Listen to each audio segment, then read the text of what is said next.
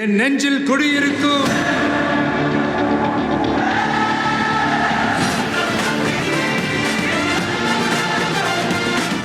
உங்க toilet cleaner bison toilet cleaner குவாலிட்டியை விட பெட்டர்னு நிரூபிச்சா உங்க மொத்த பணமும் ரீஃபண்ட். பைசன் டாய்லெட் கிளீனர் இப்போது 79 ரூபாயில்.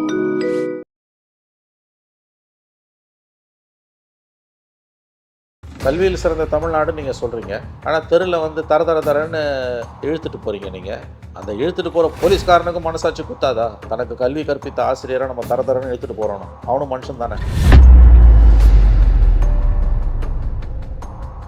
அரசு ஊழியர்கள் உழைக்கிறவனுக்கு ஊதியத்தை ஒழுங்காக கொடுத்துட்டு நீங்கள் இந்த இலவசங்களை கொடுத்தீங்கன்னா ஓகே. உரிமை தொகை சரி, உரிமை தொகைன்னு அது பேர் எது வேணால் வச்சுக்கோங்க. எதை செய்யாமல் நீங்கள் உரிமை தொகையை கொடுக்குறீங்க? பணம் இல்லைன்னு தானே சொல்கிறீங்க. அப்போ இந்த உரிமை தொகைக்கெல்லாம் பணம் எங்கேருந்து வருது? ஒரு பக்கம் உழைக்கிறவனுக்கான ஊதியம் நேர்மையாக அவனுக்கு உழைச்சி அவனுக்கு சேர வேண்டிய ஊதியத்தை கொடுக்க மறுக்கிற அரசு, இன்னொரு பக்கம் வந்து வாக்கு வங்கிக்காக வந்து 1000 ரூபாய் திட்டங்கள் எல்லாம் கொடுக்குது. இத்தனை பேர் போராடுறாங்க. நீங்கள் கடந்த ஒரு மாதமாக தமிழ்நாடு போர்க்களமாக இருக்கிறது, போராட்டக்களமாக இருக்கிறது. தினம் யாராவது போராடிக்கிட்டே இருக்காங்க. ஏன்னா எங்களை எலெக்ஷன் வருதுன்னு பயமுறுத்துறீங்களா, நிர்பந்திக்கிறீங்களா, நெருக்கடி கொடுக்குறீங்களான்னு மாசு கேட்குறாரு. ஆமா, நெருக்கடி தான் கொடுக்குறாங்க. அது என்ன தப்பு? நீங்கள் சொன்ன வாக்குறுதியை நிறைவேற்றும் தான் நம்ம கேட்குறோம். கிட்டத்தட்ட ஒரு மாத காலம் பிரச்சாரத்திற்கு ஓய்வு கொடுத்திருந்த முன்னாள் முதலமைச்சர் எதிர்க்கட்சித் தலைவர் எடப்பாடி பழனிசாமி இன்று பேச ஆரம்பித்து விட்டார். மகிழ்ச்சி. இதை பேசாமல் வேற எதையோ பேசுறாரு. இதில் உங்கள் ஸ்டாண்ட் என்ன? ஏன் முதலமைச்சர் மௌனமாக இருக்கிறார்? அது ஏன் கேட்க மாட்டேன்றீங்க? ஏன் விஜய் கேட்க மாட்டேங்கிறார்? என்னதான் விஜய் அரசியல் பண்றாரு? திமுக மாற்று தாவேக்கான்னு சும்மா அப்படியே டைலாக், சினிமா டைலாக் பேசிட்டு போனா போதுமா? இதுதான் சார் ஹார்ட் கோர் இஷ்யூ. எல்லாத்தையும் ஒற்றை புள்ளியில வச்சு பாசிச பாஜக உள்ள வந்துடும்னா, நீ இதெல்லாம் பண்ணினா பாசிச பாஜக சத்தியமாக உள்ள வந்தே தீரும். நீ தான் பாஜக உள்ள கொண்டு வந்து உட்கார வைக்கிறீங்க. திருப்பரங்குன்ற இஷ்யூவாக இருக்கலாம், திருத்தணி இஷ்யூவாக இருக்கலாம், எல்லாத்துக்கும் மூல வேறு வடிகால் உங்களுடைய அணுகுமுறை. இதெல்லாம் வந்து தொடரும் பட்சத்தில் கண்டிப்பாக பாசிச பாஜக உள்ளே வருவதை உங்களால் தடுக்க முடியும். இன்ஃபேக்ட் பாஜகவுக்கு ரத்தன கம்பளம் விரித்து உள்ளே வரவழைப்பது திமுக அரசின் செயல்பாடுகளும், அதை விட முக்கியமாக திமுகவை ஆதரித்து கொக்கரித்து கொண்டிருக்கக்கூடிய அறிவாலய கொத்தடிமைகளின் செயல்திறனும் தான். இப்படித்தான் நாம் இதை புரிந்து கொள்ள வேண்டும். பிரதான எதிர்க்கட்சி ஆட்சிக்கு வர துடிக்கிற வாய்ப்புள்ள அதிமுக அதை கையிலேயே எடுக்கல. சரி, விஜய் வந்து இது ஒரு அருமையான வாய்ப்பு விஜய்க்கு. விஜய் வந்து இந்த பிரச்சனையெல்லாம் கையில் எடுத்து பேசினாங்கன்னா எங்கேயோ போயிருக்கோம். அப்போ கவர்மெண்ட்டும் இறங்கி வந்திருக்கும். ஏன்னா இந்த கவர்மெண்ட்டோட ஒரே நோக்கம் அதிகாரம் தன்னை விட்டு போயிடக்கூடாது. இவங்க அதிகமாக பயப்படுறது எடப்பாடியை விட விஜயை பார்த்து தான். இப்போ விஜய் இந்த இஷ்யூ கையில் எடுத்து களத்துக்கு வராருன்னா இந்த கோரிக்கைகளில் சில கோரிக்கைகளையாவது அரசு நிறைவேற்றும் வாக்குறுதியை கொடுக்கக்கூடிய வாய்ப்பு இருக்குது.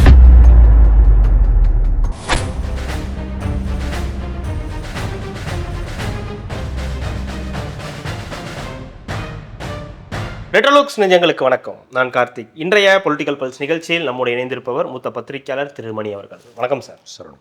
சார், நம்ம தொடர்ந்து பேசிக்கிட்டு இருக்கோம். அதோடைய தொடர்ச்சியாக கூட இது இருக்கும்னு நினைக்கிறேன்.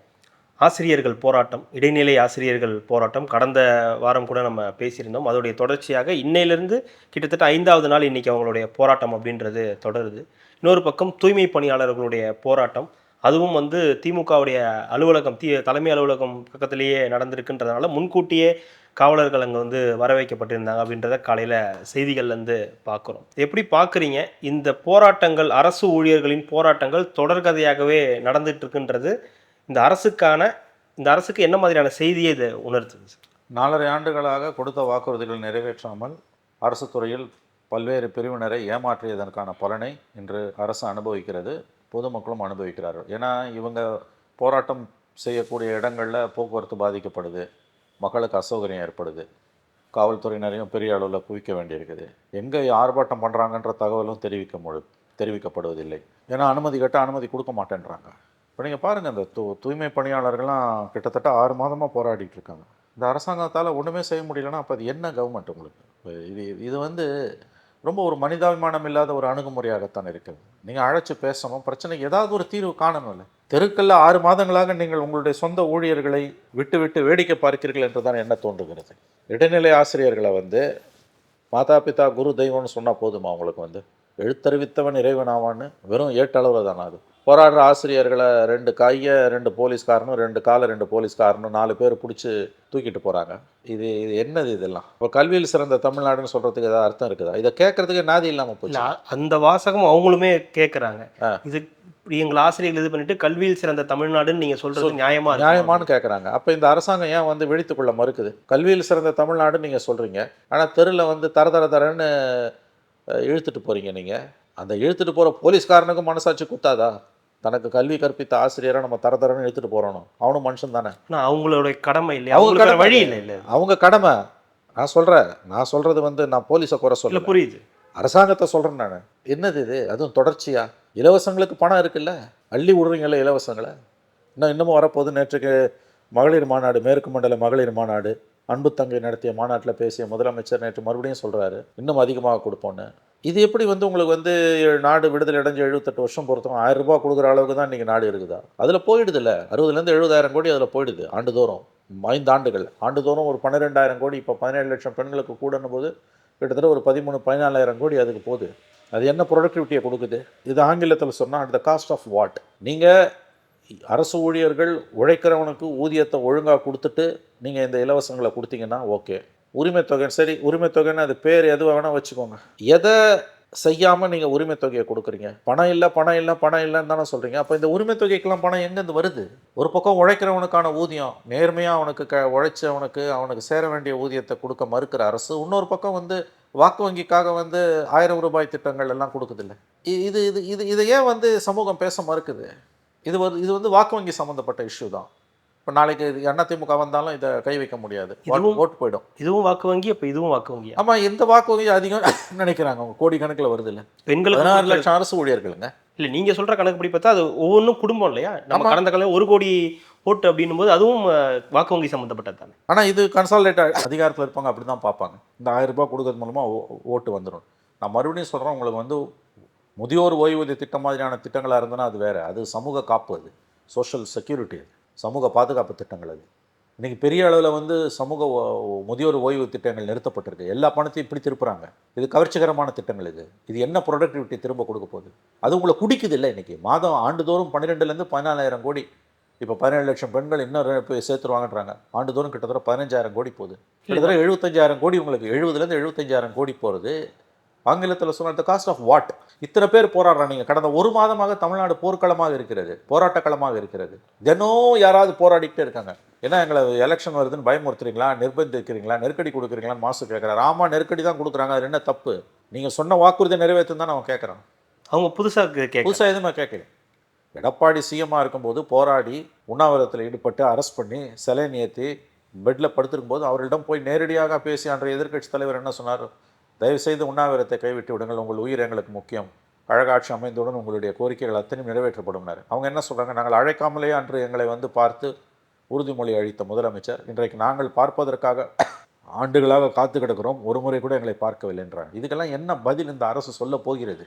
ஏன் வந்து ஊடகங்கள் இதை பேச மறுக்குது? 1 மாதமாக தமிழ்நாடு பூரா எவ்வளோ போராட்டங்கள் நீங்கள் பார்த்துருப்பீங்க, கண்ணு முன்னால் தெரியுதுங்க.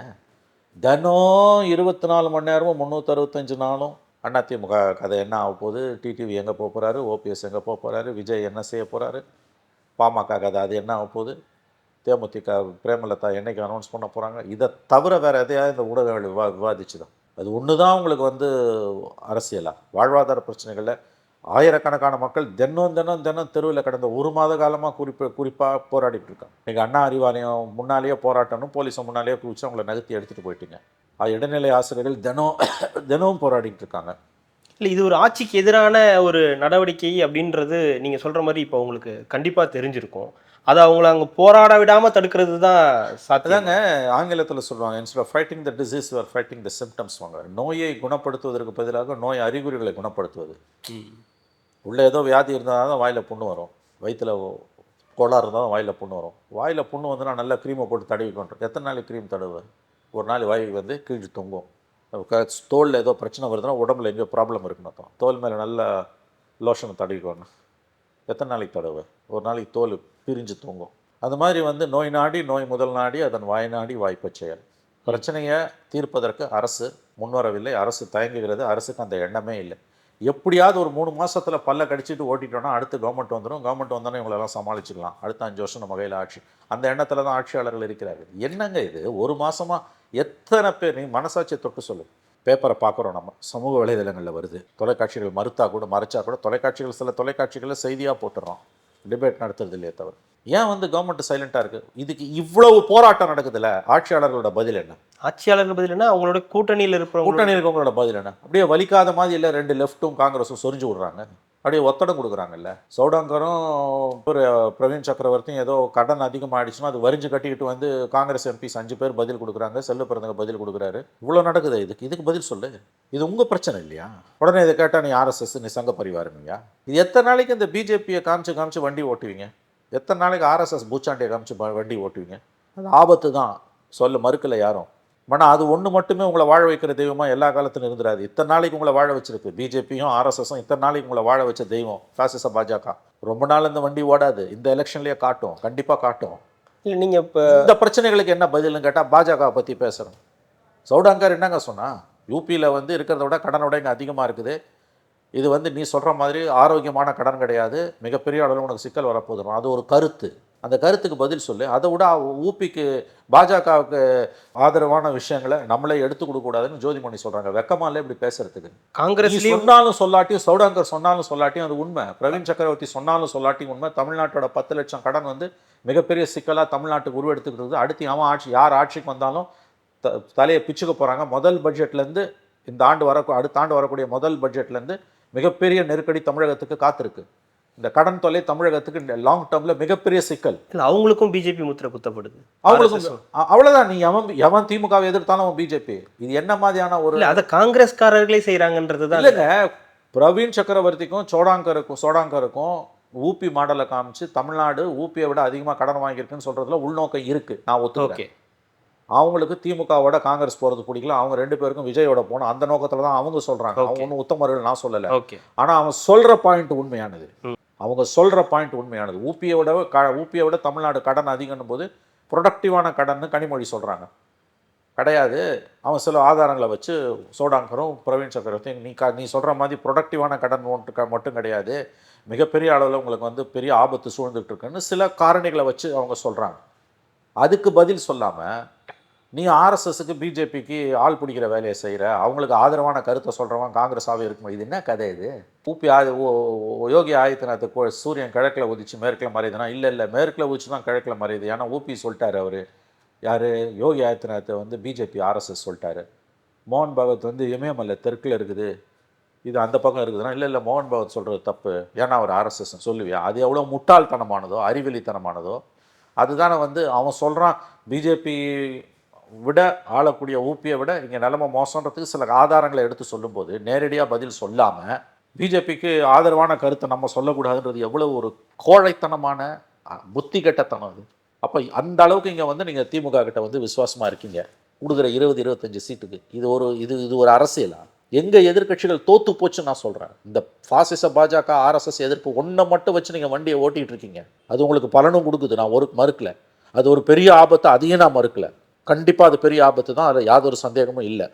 அது முதன்மையான ஆபத்தா? முதன்மையான ஆபத்து, அதுலேயும் சந்தேகம் இல்லை. ஆனால் அது ஒன்றை மட்டுமே வச்சு நீ வண்டியை ஓட்டுற, அது எத்தனை நாளைக்கு ஓட்டுவேன்? வெடித்து செதறப்போகுது, எழுதி வைத்துக் கொள்ளுங்கள். அது ஒன்றை மட்டும் வைத்து நீங்கள் ஆட்சியை தக்க வைத்துக் கொள்ள முடியாது. வெடித்து செதறப்போகுதுன்னா அரசியல் ரீதியாக நான் சொல்கிறேன். இல்லை, இந்த நம்ம பேசியிருக்கும்போது ஜனவரி 6ஆம் தேதி ஒரு காலவரையற்ற உண்ணாவிரதம்ன்ற மாதிரியும், காலவரையற்ற போராட்டம் புறக்கணிப்புங்க, காலவற்ற வேலை நிறுத்தம் செய்ய போகிறாங்க. இப்போ இதெல்லாம் நடந்துகிட்டு இருக்கு, அதற்கான சமிக்கைகளாக இதெல்லாம் பார்க்கப்படும் போது அப்போ தொடர்ந்து இது நடக்க தான் போகுது அப்படின்ற ஒரு இடத்துக்கு தான். ஆமாம், அது நகருது. இப்போ 6ஆம் தேதியின் போது என்ன பண்ணுவாங்க, இன்னும் ஒரு வாரம் இருக்குது கரெக்டாக, எப்படியாவது முறியடிப்பதற்கு என்ன பண்ணுவாங்க, 2-3 வழக்கமாக எல்லா கவர்மெண்ட்டும் செய்யல சாதுரியங்களை தான் இவங்களும் செய்ய போகிறாங்க. போட்டி சங்கங்களை வச்சு வேலை நடக்குதுன்ற மாதிரி காமிப்பாங்க. இல்லை கோர்ட்டுக்கு யாராவது போய் ஸ்டே வாங்குவாங்க. ஸ்டே கோர்ட்டு கொடுக்கலாம், கொடுக்காமலும் போகலாம். இது கோர்ட்டில் போய் ஜுடிஷியல் ப்ராப்ளமாக இது. ஓபிஎஸ் வந்து அதிமுகலேருந்து நீக்கினதை ஏற்று கோர்ட்டுக்கு போகலாம், சுப்ரீம் கோர்ட், ஹைகோர்ட்டு, கீழ்கோர்ட்டு, ஹைகோர்ட்டு, சுப்ரீம் கோர்ட்டுன்னு போனார். அந்த கதையாக இது ஹியூமன் ப்ராப்ளம், இது மனிதனோட பிரச்சனை, தொழிலாளியோட பிரச்சனை. சரி, கோர்ட்டில் ஸ்டே கொடுத்துட்டா பிரச்சனை தீர்ந்துருமா? எங்கேயாவது ஒரு இடத்துல உங்களுக்கு பெரிய ஆபத்தாக இது வராதா? வரும். அப்போ தீர்க்கறதுக்கு என்ன முயற்சி எடுத்தீங்க? ஓவராலாக என்ன இதுக்கான சொல்யூஷன் என்ன? இதில் நல்லா கவனிங்க, இந்த போராட்டங்கள் எதுக்கும் இது வரைக்கும் எடப்பாடி ஆதரவு தெரிவிக்கலை. நம்ம கடந்த காலம் பேசி இது ரொம்ப முக்கியமான விஷயம். ஏன்னா இதே எடப்பாடி பீரியடில் இவர் எல்லா போராட்டத்துக்கும் போய் ஸ்டாலின் ஆதரவு தெரிவித்தார். எடப்பாடி தெரிவிக்கல, முடியாத வாக்குறுதிகளை கொடுக்க மாட்டேன்றார். குறைஞ்சபட்ச நேர்மையாவது எடப்பாடிக்கு இருக்குது, இந்த விஷயத்தில் பாராட்டுறோம். சரி, இப்போ நாளைக்கு எடப்பாடி வந்தால் இந்த பிரச்சனைக்கு என்ன தீர்வு? இன்றைக்கி ஸ்டாலின் என்ன செய்கிறாரோ அதான் எடப்பாடி செய்ய போகிறாரு. அப்போ ஹோலிஸ்டிக்காக இதுக்கான சொல்யூஷன் என்ன? அப்போ இப்படியே அவங்க போராடிட்டு இருப்பாங்க. இது இப்படியே போராடிட்டு தினம் போலீஸை வச்சு நீ அவங்கள நகர்த்துறதுன்றதெல்லாம் நடக்காது. அதையும் ஞாபகம் வச்சுக்கோங்க. இது எங்கேயாவது ஒரு இடத்துல இது வேற மாதிரி டேர்ன் ஆகும். இது சமூக கொந்தளிப்புக்கு தாங்க வழிவகுக்கும். ஏன் ஆட்சியாளர்கள் இதை பற்றி கவலைப்படாத? 4.5 வருஷமாக தொடர்ந்து அவங்கள நீங்கள் ஏமாத்துறீங்க. எப்போ பேச போனாலும் குழு அமைக்கிறோம், பரிசீலிக்கிறோம், 24 வெடிச்சிருக்கணும், 24 இல்லை லோக்சபா எலெக்ஷன் இருக்குது, அது முடிஞ்சோன்னா கண்டிப்பாக தீர்த்து வைக்கிறோம். நாங்கள் விட்டாச்சு 1.5 வருஷம். இப்போ இன்றைக்கி தான் ககன்தீப் சிங் பேடி அந்த அறிக்கையை கொடுத்துருக்குது, பழைய ஓய்வூதிய திட்ட அறிக்கை. என்ன பண்ண போகிறாங்கன்னு தெரியல. அது வந்தால் இன்னும் செலவுன்றது என்ன அதிகமாக போகுன்றாங்க, பயங்கரமாக இருக்கும். ஆமாம், இப்போ இருக்கிறத விட 3 மடங்கு அதிகமாகும். 3 மடங்கு அதிகமாகுன்றாங்க. அப்போ என்ன தான் சொல்யூஷனு? எதுக்கு அந்த வாக்குறுதியை கொடுத்தீங்க? பழைய ஓய்வூதிய திட்டத்தை கொடுப்போம்னு 21 கொடுத்த வாக்குறுதியை திரும்ப பெறுகிறீர்களா, அல்லது நிபந்தனையற்ற மன்னிப்போ வருத்தமோ தெரிவிக்கிறீர்களா மக்களுக்கு? முடியாதுன்னு தெரிஞ்ச ஒரு வாக்குறுதியை கொடுத்ததோட விளைவு இன்னைக்கு இங்கே வந்து நிற்குது. இல்லை, ஒருவேளை இப்போ இந்த திமுக ஆட்சி 2026 மறுபடியும் தொடராத பட்சத்தில் அப்போ என்ன நடக்கும் சார்? இந்த போராட்டங்கள் இன்னும் அதிகமாக வலுப்பெறும். அதைத்தான் நான் சொல்கிறேன். அதிமுக இந்த போராட்டங்களுக்கு இதுவரை ஆதரவு தெரிவிக்காததை, அந்த பாயிண்ட்டை நான் ஏன் உங்ககிட்ட இப்போ முன் வச்சேன்னா, இதே இன்னைக்கு திமுக எதிர்கட்சியாக இருந்ததுன்னா எடுத்த அடுப்பிலே ஜனவரி 6 போராட்டத்துக்கு திமுக நிபந்தனையற்ற ஆதரவு முரசொலியில் பக்கம் பக்கமாக எழுதுவாங்க. கலைஞர் டிவிலையும் சன் டிவிலையும் அதை ஆதரித்து டெய்லி 4 மணி நேரம் ப்ரோக்ராம் நடக்கும், உசுப்புவாங்க, எல்லாம் நடக்கும். 2003 அப்படி தான் நடந்தது. 2003 ஜூலையில் 1.5 லட்சம் அரசு ஊழியர்களை ஜெயலலிதா ஏன் வேலையை விட்டு நிற்கிறாங்கன்னு எனக்கு நன்றாக நினைவு இருக்கிறது. 2002 ஆகஸ்ட்லேருந்து கலைஞர் முரசொலியில் தினம் எழுதுவார் அந்த போராட்டத்தை. ஏன்னா ஓராண்டு கிட்டத்தட்ட அவங்க 10 மாத காலம் நோட்டீஸ் கொடுத்து தான் போராட்டம் நடத்துனாங்க. இவர்கள் பாரம்பரிய அதிமுக வாக்கு வங்கி, 12 லட்சம் அரசு ஊழியர்கள். ஜெயலலிதா 2003 ஜூலையில் பெரிய அளவில் போராட்டம் வெடிச்சோன்னா பயந்துட்டாங்க, கவுத்துற போகிறாங்க கவர்மெண்ட்டு.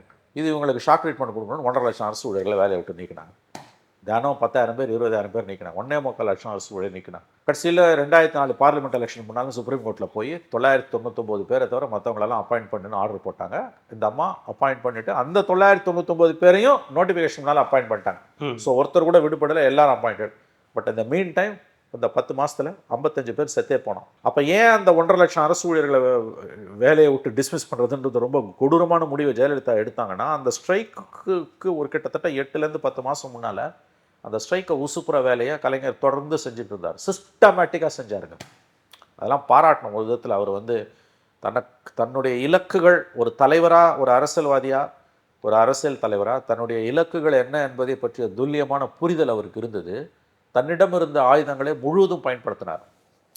முரசொலியில் 2002 எனக்கு நல்லா ஞாபகம் இருக்கு கார்த்தி. 2002 ஆகஸ்ட் செப்டம்பர்லேருந்து இந்த ஸ்ட்ரைக் வந்து ஜூன் ஜூலையில் வருது 2003. அந்த ஒரு 8 மாத காலம், 8, 10, 10 மாத காலம் கூட வச்சுக்கலாம், 10-12 மாத காலம், கிட்டத்தட்ட ஒரு வருஷம் கண்டினியூஸாக முரசொலியில் எழுதிக்கிட்டே இருப்பார். சின்ன சின்ன தகவல்களை கூட போட்டு அந்த அம்மா பயந்துட்டாங்க. இது பெருசாக போயிட போகுதுன்ட்டு தான் 1.5 லட்சம் பேரை நீக்கினது. 1.5 லட்சம் 1.25 லட்சம். இன்றைக்கி அந்த மாதிரிலாம் இந்த ஸ்ட்ரைக்கை வந்து உசுப்புறதுக்கு அதிமுக மனசும் இல்லை, அதுக்கான சாமர்த்தியமும் இல்லை. இன் பிரின்சிபிள் இவங்களோட கோரிக்கையை ஏற்றுக்கொள்ள எடப்பாடி மறுக்கிறார். இது ரொம்ப ஆச்சரியமான விஷயம். இந்த கேள்வி 26 யார் ஜெயிச்சு ஆட்சிக்கு வந்தாலும் நமக்கு தெரியாது யார் ஜெயிக்க போகிறாங்க, யார் ஜெயிச்சு ஆட்சிக்கு வராங்க. ஒருவேளை ஆட்சி மாற்றம் ஏற்படுது அப்படின்னா அதிமுக அவங்க தான் வரப்போகிறாங்க. விஜயெல்லாம் வரதுக்கு வாய்ப்பு கிடையாது. திமுக தோத்தா அதிமுக தான் வரப்போகுது. அல்லது ஒரு கூட்டணி மந்திரி சபைன்னு வச்சுப்போம். அவங்க என்ன பண்ணுவாங்கன்னா, சத்தியமாக வந்து அவங்களும் எழுதி வைத்துக் கொள்ளுங்கள், இந்த கோரிக்கைகளை ஏற்றுக்கொள்ள மாட்டார்கள். அது மோடி கவர்மெண்ட்டோட பொருளாதார கொள்கைகள் என்னன்னு தெரியும். அதிமுக ஆட்சிக்கு வந்ததுன்னா அது கிட்டத்தட்ட பிஜேபி கவர்மெண்ட் தான். ஓகே, அப்போ என்ன தான் சொல்யூஷன்? இல்லை, அப்போ இவங்க சொல்யூஷனே சொல்லலை. நாங்கள் உங்களுக்கு செய்கிறோன்ற ஆதரவையோ செய்கிறோன்ற வாக்குறுதியோ அவங்க கொடுக்கலன்ற பட்சத்தில் அதை அவங்க எளிதாக கடந்துட்டு போயிடல. இல்லை, அவங்கள பொறுத்த வரைக்கும் நீ கொடுக்கலன்றதை பற்றி கவலை இல்லை. எங்களுக்கு திமுக மேலே கோவம் இருக்குது, நீ நம்ப வச்சு கழுத்தெடுத்தாங்களே. ஓகே, நீ தோக்கடிக்கப்படணும், நீங்கள் போகணும் பதவி விட்டு, அவ்வளோதான். அடுத்து யார் வரல, எவனோ வரான், எக்கடை கட்டு போட்டு முடிவுக்கு வந்துட்டாங்க. ஓகே, இது அவங்க ஆங்கிள் இருந்து அரசு ஊழியர்களோட கோணத்தில். நாம் சிவில் சமூகத்தின் பிரதிநிதியாக, பொதுமக்களாக நம்ம பேசுறதுன்றது ஒன்று, இது திமுகவுக்கு ஆட்சியாளர்களுக்கு ஏற்படுத்தக்கூடிய நெருக்கடி, இவங்களோட வெற்றியில் எந்த அளவுக்கு பாதிப்பை ஏற்படுத்த போகுது ஒன்று. ரெண்டாவது முக்கியமான பாயிண்ட்டு, ஃபைன், அடுத்து யார் வந்தாலும் என்னதான் சொல்யூஷன்? ஏன்னா இந்த பிரச்சனையை வந்து நீங்கள் இப்போ 2 மாதத்தில் வந்து ஓகே, பிகாஸ் இந்த 2 மாதத்தை எப்படியா இழுத்தணும்னு பார்க்குது திமுக. பை மார்ச் 1 நோட்டிஃபிகேஷன் வந்து நான் ஃபர்ஸ்ட் வீக்கில் கொள்கை முடிவு எதுவும் எடுக்க முடியாது.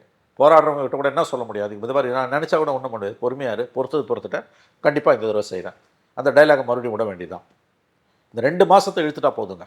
அதுதான் திமுகவோட ஸ்ட்ராட்டஜி. நம்ம பேசுறது சிவில் சமூகத்தோட பிரதிநிதிகளா, இதுக்கான பர்மனன்ட் சொல்யூஷன்றது யார் வந்தாலும் இதுக்கு சொல்யூஷன்றது கண்ணு கட்டின தூரம் வரைக்கும் இல்லை. இப்போ ஏடிஎம்கே யோசிச்சு பாருங்க, அரசு ஊழியர்கள் வந்து 16 லட்சம் அரசு ஊழியர்கள் கிட்டத்தட்ட. எண்ணிக்கை கொஞ்சம் கூட குறைய இருக்கலாம்னு நினைக்கிறேன் நான். நம்பர்ஸை விடுங்க, ரஃப்லி வச்சுக்கோங்க.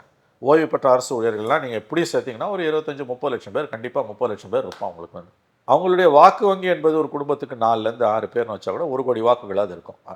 ஓய்வு பெற்ற ஓய்வூதியதாரர்கள், அரசு ஊழியர்கள், அந்த அரசு சார்பான அமைப்புகள் எல்லாம் சேர்த்து கிட்டத்தட்ட 1 கோடி வாக்குகளாவது குறையாமல் நேச்சுரலி இருக்கும் உங்களுக்கு வந்து. அதை எதிர்க்கட்சிகள் அதை எப்பயுமே குறி வைக்கும். ஆட்சிக்கு வர துடிக்கிற எதிர்க்கட்சி இவ்வளோ பெரிய ஒரு டெவலப்மெண்ட் நடக்குது, 6ஆம் தேதியிலேருந்து நாங்கள் காலவரையற்ற வேலை நிறுத்தோன்றாங்க. அரசாங்கம் கண்டுக்கவே இல்லை அவங்கள, கண்டுக்கவே இல்லை, லிட்ரலி மதிக்கவே இல்லை அவங்கள. எதிர்க்கட்சிகள் அதை பற்றி கவலைப்படாமல் இருக்கு. இந்த பிரச்சனை, இந்த சுச்சுவேஷன் கடந்த காலத்தில் இருந்ததில்லை இல்லை. ஸோ இவங்களை 2 பேருமே இன்னைக்கு கைவிட்டுட்டாங்க. Both ruling party and opposition, ஆளுங்கட்சி எதிர்க்கட்சி 2 பேருமே கைவிட்டுட்டாங்க. இது புதுசாக இருக்குது இந்த தடவை. இது ரொம்ப புதுசு. கடந்த காலங்களில் முண்டி அடிச்சுட்டு போய் வரிஞ்சு கட்டிட்டு போய் எதிர்க்கட்சி ஆதரிக்கும். அரசியலுக்காகவாது அதை பண்ணுவாங்க, அரசியலுக்காக பண்ணாங்க. திமுக அப்படி தான் 21 பண்ணுச்சு. ஆனால் ஒரு எக்ஸ்ட்ரீம் போயிட்டு வாக்குறுதி கொடுத்துட்டாங்க. ஆதரவு கொடுப்பாங்க, பட் வாக்குறுதியே கொடுத்தாச்சு. இன்னைக்கு கம்ப்ளீட்டாக பின்வாங்கி நிற்கிறாங்க. எதிர்க்கட்சி சைலண்டாக இருக்குது, வாயை திறக்கல.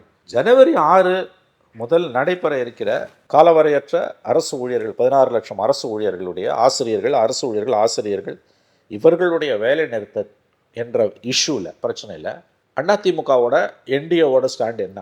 நீங்கள் அந்த போராட்டத்தை ஆதரிக்கிறீங்களா, எதிர்க்கிறீங்களா? மக்கள் பிரச்சனை ஒன்றொன்றையும் கையில் எடுக்கிறது தான் அரசியல். அது அரசியலாக்காதுன்னு சொல்கிறது முட்டாள்தனமான பேச்சு. அது அரசியல் தான். ஏன் ஏடிஎம்கே சைலண்டாக இருக்குது? எடப்பாடி என்னென்னமோ பேசுகிறாரு. இப்போ மறுபடியும் பரப்புரையை ஆரம்பித்து விட்டார். ஏன் அவர் எதுவுமே பேசல? ஏன் பிஜேபி எதுவும் பேசல? அப்போசிஷன் கொலாப்ஸு, வாயை திறக்கல. விஜய் வந்து எங்கேயோ பேசினார் ஒரு தடவை, இப்போ அவரும் பேசல. ஜனவரி 6 வேலை நிறுத்தத்திற்கு தாவேக்காவோட நிலைப்பாடு என்ன? ஆதரிக்கிறாங்களா, எதிர்க்கிறாங்களா? அப்போ கிட்டத்தட்ட இவங்க 2 பேர் திமுகவோட ஆளும் கட்சியோட ஸ்டாண்டு தான் இவங்க ஸ்டாண்டுன்னா இதுக்கு என்னதான் தீர்வு? இதில் நேற்றைய தினம் வந்து இந்த போராட்டங்கள் தினம் நடந்துகிட்டு இருக்கும்போது திருப்பூர் பல்லடத்தில் வெல்லும் தமிழ் பெண்கள் மாநாடு நடக்குது. அங்கேயும் முதலமைச்சர் அவர்கள் வந்து பேசுகிறார். இது மகளிருக்கான ஆட்சி அப்படின்ற ஒரு இதையும் கொடுக்குறார். மேலும் கனிமொழி அவர்கள் பொதுவாகவே தேர்தல்னாலே திமுகவுடைய தேர்தல் அறிக்கை தான் ஹீரோ, அந்த ஹீரோவை கனிமொழி அவர்கள் தான் தயாரித்து கொண்டிருக்கிறார் அப்படின்றதையும் உறுதிப்படுத்துகிறாருன்னும் போது இதை எப்படி பார்க்குறீங்க? இங்கே ஒரு பக்கம் போராட்டம், இங்கே மகளிருக்கான ஆட்சி, தேர்தல் அறிக்கை அப்படின்ற அந்த ஸ்டாண்டுக்கு அவங்க நகர்ந்துட்டு இருக்காங்கன்றதை எப்படி பார்க்கலாம்? 21 தேர்தல் அறிக்கையிலே கொடுக்காம நிறைய விஷயங்கள் வந்து இன்னைக்கு சந்தி சிரிக்குது. மக்களின் தேவைகளை அறிந்து பெரிய அளவில் மக்கள் முட்டாளாக்கப்பட்டிருக்கிறார்கள் உங்களுடைய 21 தேர்தல் அறிக்கையில். இதில் அடுத்த ரவுண்டுக்கு நீங்கள் தயாராகிட்டீங்க. சரி, இந்த பிரச்சனைகளை ஒரு மாதமாக இந்த சுழன்று அடிக்கிற இந்த பிரச்சனைகளை பற்றி நேற்றுக்கு முதலமைச்சர் எதுவுமே பேசலையே. திருத்தணி இதில் திருவண்ணாமலையில் நடந்த உதயநிதி மகனுடைய அந்த இளைஞரணி மாநாட்டிலையும் எதுவும் பேசலை. அன்பு தங்கையின் மாநாட்டிலையும் எதுவும் பேசலை. பிரச்சனையை ஏன் முதலமைச்சர் அட்ரஸ் பண்ண மறுக்கிறார்? உங்கள் ஊழியர்கள் சார், அவங்க, நீங்கள் தான் அவங்களுக்கு பொறுப்பு. முதலமைச்சர் தான் தலைமை அதிகாரி இல்லையா? அரசியல் தலைவர், நிர்வாக அதிகாரி எல்லாமே அவர் தான். தமிழ்நாட்டின் தலைவர் முதலமைச்சர் மு க ஸ்டாலின் தான், நிர்வாக ரீதியாகவும் அரசியல் ரீதியாகவும். போராடுபவர்கள் உங்கள் ஊழியர்கள். ஒரு நிர்வாக அதிகாரியாக நாங்கள் திரும்ப அடுத்த தடவை ஜெயிச்சிருவோம். எங்கள் எலெக்ஷன் எங்கேயோ கிடக்கு சார், 4 மாதம் சார், ஜெயிக்கலாம் தோக்கலாம், அதுவா பிரச்சனை? இந்த பிரச்சனைகளை குறித்து ஏன் முதலமைச்சர் பேச மறுக்கிறார்? ஏன் முதலமைச்சர் பேச மறுக்கிறார்னு ஏன் ஒரு எதிர்க்கட்சி கூட கேட்க மறுக்கின்றன? முதலமைச்சர் பேச மறுக்கிறார். நம்ம இதை தான் சொல்லணும். இதை விட்டுறலாம், ஏன்னா அவர் பேச மாட்டார்ன்றதுக்கு நம்ம லாஜிக் தெரியும். முதலமைச்சரின் மௌனத்திற்கு என்ன காரணம்னு எதிர்க்கட்சிகள் ஏன் மௌனமாக இருக்கு? ஏன் யாருமே பேச மாட்டேன்றாங்க? ஏன் ஒரு எடிட்டோரியல் கூட பேப்பர்ல எவனும் எழுத மாட்டேன்றான்? ஏன் ஒரு தொலைக்காட்சி கூட ஒரு விவாதத்தை எவனும் நடத்த மாட்டேன்? ஊழியர்களுக்கான யார் தான் இவங்களுக்காக பேசுறது? விவாதம் நடக்காது, அதை விட்டுறலாம் சார். அது புரிஞ்சு போன விஷயம். செய்தித்தாள்கள்ல அது ஒரு பெரிய ஓரளவாவது செய்தி, இப்போ தினமலர்ல நல்லா ஒரு செய்தியா நீ பதிவு பண்றது, முதல் பக்கத்துல போடுறது உன்னுடைய கடமை, உன்னுடைய தர்மம். அது ஆளுங்கட்சி அமைதியாக இருக்கும், முதலமைச்சர் அமைதியாக இருக்கிறார். ஏன் முதலமைச்சர் அமைதியாக இருக்கிறார் என்று கேள்வி கேட்பதற்கு இங்கு நாதி இல்லை. அப்போ இது ஒரு வித்தியாசமான அரசியல் களம் தமிழகத்தில் இருக்கிறது. இதுதான் ஆபத்தானது. ஏன்னா எல்லாருமே இப்போ அரசியல் அந்த எல்லாரும் அவங்களை கைவிடுறீங்க. அவங்க தான் இந்த நிர்வாகத்தோட முதுகெலும்பு. எடப்பாடி பேச மறுக்கிறார், விஜய் பேச மறுக்கிறார். எல்லாரும் ஓட்டை நோக்கி நகர்ந்துட்டாங்க. ஓட்டு போடுறது, தேர்தல் பிரச்சாரம், இதை நோக்கி நகர்ந்து. தேர்தல் பிரச்சாரத்தில் இதை பேசாம என்ன சார் பிரச்சாரத்தை எடப்பாடி பேச போறாரு? இதை பேசாம அவர் எதையோ பேசுறாரு சார். இதை பேசுங்கன்ற, இதை பேசாம நீங்க எப்படி கடந்து போக முடியும்? நீ திமுக அண்ணா திமுக தான் களம் இருக்குது. இன்னைக்கும் அப்படிதான் இருக்கு நான் நம்புறேன். விஜயால வந்து முதல் தேர்தலில் ஆட்சி பிடிக்க முடியும் நான் நம்பல. சேதாரத்தை வேணா ஏற்படுத்தலாம். இப்போ கிட்டத்தட்ட 1 மாத காலம் பிரச்சாரத்திற்கு ஓய்வு கொடுத்திருந்த முன்னாள் முதலமைச்சர் எதிர்க்கட்சி தலைவர் எடப்பாடி பழனிசாமி இன்று பேச ஆரம்பித்து விட்டார். மகிழ்ச்சி. இதை பேசாம வேற எதையோ பேசுறாரு. இதில் உங்கள் ஸ்டாண்ட் என்ன? ஏன் முதலமைச்சர் மௌனமாக இருக்கிறார்? அது ஏன் கேட்க மாட்டேன்றீங்க? ஏன் விஜய் கேட்க மாட்டேன்றாரு? என்னதான் விஜய் அரசியல் பண்ணுறாரு? திமுகவுக்கு மாற்று தாவேக்கான்னு சும்மா அப்படியே டைலாக், சினிமா டைலாக் பேசிட்டு போனால் போதுமா? இதுதான் sir hard core issue, bread and butter இஷ்யூன்னுவான். இதுதான் அரசியல். அரசு ஊழியர்கள் தேர்தல் அறிவிப்புக்கு 60 நாட்களே உள்ள நிலையில் அறிவித்திருக்கிறார்கள். 60 நாட்களுக்கு உள்ளே தான் இருக்க போகுது. அவங்க மார்ச் 1 வீக்னா ஜனவரி 6னா லெஸ் தென் 60 டேஸில் காலவரையற்ற வேலை நிறுத்தம்னு அறிவிக்கிறாங்க. கண்டிப்பாக அது பாதிப்பை ஏற்படுத்தும்.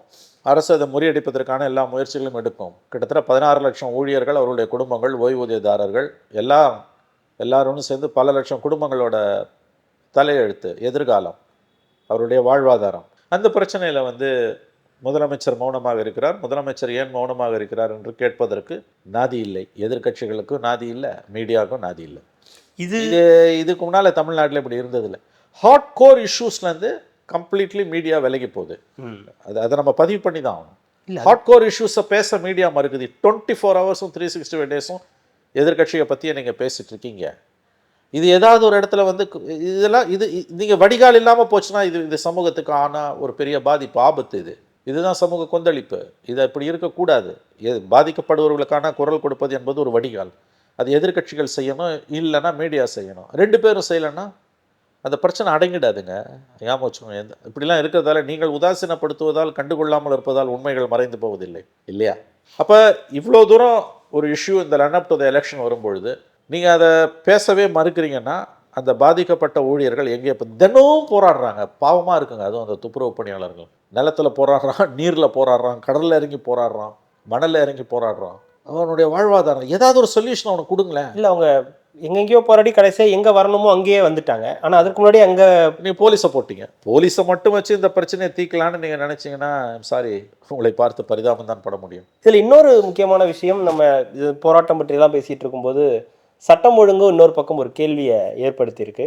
சமீபத்தில் நடந்த அந்த சிறார்கள், ஒரு 17 வயசு சிறார்கள் 4 பேர் ஒரு வடமாநில இளைஞரை கண்டமேனிக்கு வெட்டி ஒரு உயிருக்கு போராடிட்டு இருக்க ஒரு நிலையில் இருக்கும்போது, இன்றைய தினம் அமைச்சர் மா சுப்பிரமணியம் அவர்கள் சொல்கிற ஸ்டேட்மெண்ட் போதையில்லா தமிழகத்தை திமுக ஆட்சி வந்ததுக்கு பிறகு உருவாக்கி இருக்கிறோம் அப்படின்ற ஒரு ஸ்டேட்மெண்ட் கொடுக்குறாரு. எப்படி பார்க்குறீங்க? வெரி வெரி சேடுங்க. ஒரு துரதிருஷ்டவசமானது. நண்பர் மாசு உண்மைக்கு மாறான தகவல்களை தொடர்ந்து சொல்லி கொண்டிருக்கிறார். போதை தமிழகத்தில் ஒரு பெரிய பிரச்சனையாக தாங்க இருக்குது. அதில் மாற்று கருத்து யாரும் இருக்க முடியாது. ஆப்ரேஷன் கஞ்சா 1, 2, 3ன்னு சைலேந்திர பாபு டிஜிபியாக இருக்கும்போதெல்லாம் எதுக்கு செஞ்சாங்க அவங்க? இப்போ இந்த திருத்தணி இன்சிடென்ட்லாம் ரொம்ப ரொம்ப துரதிருஷ்டவசமானது. இப்போ அந்த குற்றம் சாட்டப்பட்ட அந்த 17 வயசு அவங்க ஜுவனைல் ஆக்டில் தான் இது பண்ண முடியும். 3 பேர் கைது, ஒருத்தர் ஜாமீன் கொடுத்து. ஆமாம், இல்லை, பட் அவங்கள அடல்ட்டாக ட்ரீட் பண்ண முடியுமான்னு தெரியல. ஏன்னா ஜுவனைல் ஆக்ட் படி அவங்கள 18 வயசு கீழேன்னா 1 வருஷம் சீர்திருத்த பள்ளியில் தான் போட்டு அப்புறம் வெளியில் விடணும். இது இன்னும் ஆபத்தானது. அந்த 2015 மோடி கவர்மெண்ட் கொண்டு வந்த அந்த இதில் ஜஸ்டிஸ் ஜுவனைல் ஆக்டில் இந்த மாதிரியான குற்றங்களில் அந்த 15 வயசுக்கு மேலே இருந்தாங்கன்னா போக்ஸ்கோ ஆக்டில், சிறார் ஜுவனைல் ஆக்டில் தான் இது பண்ணணும்னு அவசியம் கிடையாது. நார்மல் சட்டங்கள் படி அவங்கள தண்டித்து அதுக்குரிய தண்டனையை கொடுக்கலான்னு ஒரு பிரிவு வந்திருக்குது. பட் அது காவல்துறை எப்படி முடிவெடுக்க போகிறாங்க என்னன்றது நமக்கு தெரியல. இது ரொம்ப பெரிய ஒரு சமூக பிரச்சனையாக தான் உருவெடுத்துட்டு இருக்கு. இது ஒரு பக்கம், அந்த சிறார்கள் செய்தது ஒரு பக்கம்னா, அந்த சிறார்கள் ஏன் இந்த அளவுக்கு ஆனாங்கன்றது ஒரு கேள்வி. Free availability of ganja and drugs, அது மந்திரி சொல்றாரு, இல்லைன்றாரு. போதையில்லா தமிழகன்றாரு. அதுதான் ஒரு ஆச்சரியமான ஒரு விஷயமா இருக்கு. உடனே என்சிஆர்பி டேட்டா தூக்கின்னு வந்துருவாங்க. இப்போ நம்ம திமுக நண்பர்களை கேட்டிங்கன்னா உடனே ஒரு என்சிஆர்பி டேட்டா வந்துடும். இங்கே இப்படி இருக்குது, இப்படி இருக்கணும். இல்லை, இதுக்கும் ஊபிஐ பார் மாப்பிஐ பார்னு சொல்ல முடியும். இது சொல்ல மாட்டாங்க. இது சொல்லுவாங்க, இப்பயும் சொல்லுவாங்க. எங்கேயாவது ஊபியில் யோகி ஆதித்யநாத்தோட மச்சானோட மாமாவோட தங்கச்சி ஊரில் இந்த மாதிரி ஒரு பெரிய சம்பவம் இதை விட நடந்தது, அங்கே இதை விட கொடுமையாக நடந்தது, இங்கேயாவது அரெஸ்ட் பண்ணோம். அங்கே அரெஸ்ட் பண்ணிவிட்டு அந்த எஸ்பி ஆர்எஸ்எஸில் அவங்க அப்பாவோட தாத்தா முன்னாள் உறுப்பினராக இருந்தார், உடனே அவரை ரிலீஸ் பண்ணிட்டாங்கன்னு ஒரு டாக்குமெண்ட் எடுத்து உங்கள் கண்ணு முன்னால் வைப்பாங்க. தமிழ் ஊரும் நல்லுலகம் அதையும் பார்த்து ரசிக்கும். இல்லாட்டி ஃபாசிச பாஜக உள்ளே வந்துடும். இதுதான் இங்கே இருக்கக்கூடிய சிக்கல். கண்ணு முன்னால் ஒரு அவலம் நடக்குது, உடனே என்சிஆர்பி டேட்டா, ஃபாசிசம், ஆர்எஸ்எஸ், முத்தாய்ப்பா மந்திரி சொல்லுவார், போதை கலாச்சாரத்தை முற்றிலும் ஒழித்து விட்டோம். இன்றைக்கி இருக்க மாடர்ன் வேர்ல்டில் நீ எதையும் யாருக்கிட்டையும் மறைக்க முடியாது. டிஜிட்டல் வேர்ல்டுன்ற கவலை, கூச்ச நாச்சம் எதுவுமே உங்களுக்கு கிடையாதுங்க. இல்லை சார், இது இந்த வெட்டுப்பட்ட ஆள் மட்டும் இருந்திருந்தால் கூட நமக்கு தெரியாது என்ன நடந்ததுன்னு. ஆனால் இதுக்கு வீடியோ ப்ரூஃபோட இருக்குது. இதை போதையில்லா தமிழகம் வந்துருச்சுன்றது சொல்கிறத ஏற்றுப்பாங்களா? மக்கள் வந்து ஏற்றுப்பாங்கன்னு அவங்க நம்புகிறாங்க. அது அந்த மாதிரி மக்களை நம்ப வைக்கிறதுக்கு மீடியாவை கையில் வச்சுக்கிட்டு ஒரு ஜாலரா போட்டு இதுதான் இந்த டிபேட் கூட நடத்தாமல் நம்ம கடந்து போகிறது. இந்த பாவத்தில் மீடியாவுக்கு பெரும் பங்கு இருக்குது. ஏன் திரும்ப திரும்ப மீடியாவை இழுக்கிறோன்னா, கருத்துருவாக்கத்தில் மீடியாவுக்கு இருக்கக்கூடிய ரோலை நம்ம ஒதுக்கி தள்ளிட முடியாது. அதை நாம் புரிந்து கொண்டால் நான் சொல்வதன் என்னுடைய இந்த கருத்துக்களின் பின்னால் இருக்கக்கூடிய வேதனை உங்களுக்கு புரியும். Your job is to inform people. உன் கடமை தவறுற நீ. ஒவ்வொரு தொழிலுக்கும் ஒரு தர்மம் இருக்கும். அந்த தர்மத்தை மீறி நீ போகிற, அதை நியாயப்படுத்துகிற, எல்லாத்தையும் ஒற்றை புள்ளியில் வச்சு பாசிச பாஜக உள்ளே வந்துடும்னா, நீ இதெல்லாம் பண்ணினா பாசிச பாஜக சத்தியமாக உள்ளே வந்தே தீரும். நீ தான் பாஜக உள்ளே கொண்டு வந்து உட்கார வைக்கிற. அது திருப்பரங்குன்றம் விஷயமா இருக்கலாம், திருத்தணி இஷ்யூவாக இருக்கலாம். எல்லாத்துக்கும் மூல வேர் வடிகால் உங்களுடைய அணுகுமுறை. இங்கே இருக்கக்கூடிய பிரச்சனைகளை நேரடியாக எதிர்கொள்ளாமல் சுழன்று பேசுவதும், நாக்கில் வெண்ணெயை தடவிட்டு பேசுகிறதும், நெய்யை தடவிட்டு பேசுகிறதும், பிரச்சனைகளை திசை மாற்றுறதும், பொய் பேசுகிறதும், உண்மைக்கு மாறான தகவல்களை சொல்கிறதும், இதெல்லாம் தொடரும் பட்சத்தில் கண்டிப்பாக பாசிச பாஜக உள்ளே வருவதை உங்களால் தடுக்க முடியும். இன்ஃபேக்ட் பாஜகவுக்கு ரத்தன கம்பளம் விரித்து உள்ளே வரவழைப்பது திமுக அரசின் செயல்பாடுகளும், அதைவிட முக்கியமாக திமுகவை ஆதரித்து கொக்கரித்து கொண்டிருக்கக்கூடிய அறிவாலய கொத்தடிமைகளின் செயல்திறனும் தான். அப்படித்தான் நாம் இதை புரிந்து கொள்ள வேண்டும். இவ்வளோ நடக்குது. ஒரு எடிட்டோரியல், ஒரு மீடியா எடிட்டோரியல் இல்லைங்க, ஒரு 1 மந்த்தாக சுழண்டு அடிக்குதுங்க மக்கள் பிரச்சனை. எங்களை என்ன நெருக்கடிக்கு உள்ளாக்குறீங்களான்றாரு மந்திரி. ஆமாம், நெருக்கடிக்கு தான் சார் உள்ளாக்குவாங்க. அவங்களோட வாழ்வாதார பிரச்சனை, அது அவன் உரிமை. போராடுறதான் உரிமை. அறவழி போராட்டம் உரிமை. ஒன்றும் வன்முறையை கையாளலை. அவனுக்கு வாழ்வாதாரம், அவன் போராடுறான். நீங்கள் கொடுத்த வாக்குறுதியை நிறைவேற்றலன்னு கேட்குறான். குறைஞ்சபட்ச நியாய தர்மம் கூட உங்களுக்கு இல்லை. அவன் தன்னுடைய உணவுக்காகவும் உரிமைக்காகவும் எதிர்காலத்துக்காகவும் அவன் போராடுறான். இதை நீங்கள் கண்டுக்க மாட்டேன்றீங்க. எவ்வளோ போராட்டங்களுங்க. ஆகவே இது ஒரு அதில் கொடுமை என்னென்னா, கடந்த காலங்களாக இருந்தால் எதிர்கட்சிகள் பொய் வாக்குறுதி கொடுத்தா கூட அதை கையில் எடுக்கிறதுல இருக்க ஒரு அட்வான்டேஜ் கார்த்தி, போராடக்கூடியவர்களுக்கு ஒரு வடிகால் இருக்கும், கொஞ்சம் மனசில் நிம்மதி வரும், அந்த காயப்பட்ட மனங்களுக்கான ஒரு ஆறுதல். அது இங்கே எதிர்கட்சியை பாராமுகமாக இருக்கும்போது கையறு நிலைக்கு போகிறாங்க அவங்க. இதுதான் ரொம்ப ஆபத்தானது. யாராவது அவங்களுக்காக பேசணும். அது ஒரு வடிகாலே இல்லாமல் போச்சுன்னா என்ன ஆகும்? எங்கேயாவது ஒரு இடத்துல பெருசாக இதாக நடந்துடும். இதுதான் இதை பற்றி கவலைப்பட வேண்டிய சமூக அக்கறை உள்ளவர்களுடைய பார்வையை நான் புரிஞ்சுக்கிறேன். இதை கடந்த காலங்களில் இப்படி இருக்கும்போது எதிர்கட்சிகள் அதை கையில் எடுக்கும். எதிர்கட்சிகள் கையில் எடுக்கிறது ரொம்ப நல்லது. ஏன்னா அது ஒரு வழி தவறி போயிடாமல், பாதை மாறாமல் அந்த போராட்டங்கள் இருப்பதற்கு வசதியாக இருக்கும். பிரதான எதிர்கட்சி ஆட்சிக்கு வர துடிக்கிற வாய்ப்புள்ள அதிமுக அதை கையிலேயே எடுக்கல. சரி, விஜய் இது ஒரு அருமையான வாய்ப்பு விஜய்க்கு. விஜய் இந்த பிரச்சனையெல்லாம் கையில் எடுத்து பேசினார்னா எங்கேயோ போயிருக்கோம். அப்போ கவர்மெண்ட்டும் இறங்கி வந்திருக்கும். ஏன்னா இந்த கவர்மெண்ட்டோட ஒரே நோக்கம் அதிகாரம் தன்னை விட்டு போயிடக்கூடாது. இவங்க அதிகமாக பயப்படுறது எடப்பாடியை விட விஜயை பார்த்து தான். இப்போ விஜய் இந்த இஷ்யூ கையில் எடுத்து களத்துக்கு வராருன்னா, இந்த கோரிக்கைகளில் சில கோரிக்கைகளையாவது அரசு நிறைவேற்றும் வாக்குறுதியை கொடுக்கக்கூடிய வாய்ப்பு இருந்திருக்கும். அதுவும் இல்லாமல் போயிடுச்சு. இதுதான் ஆபத்தானதுன்னு நான் போராடக்கூடியவர்களுக்கு அரசு கண்டு காணாமல் பாராமுகமாக இருக்கும் பொழுது எதிர்கட்சிகளும் அதை கண்டுகொள்ளவில்லை என்றால் அவர்கள் எங்கே போவார்கள்? சம்மந்தப்பட்டவர்கள் தான் யோசிக்க வேண்டும், சிவில் சமூகம் தான் யோசிக்க வேண்டும், மீடியா தான் யோசிக்கணும். எனக்கு தெரிஞ்ச மீடியாவும் இதில் ஒரு உந்து சக்தியாக இருக்கணும்.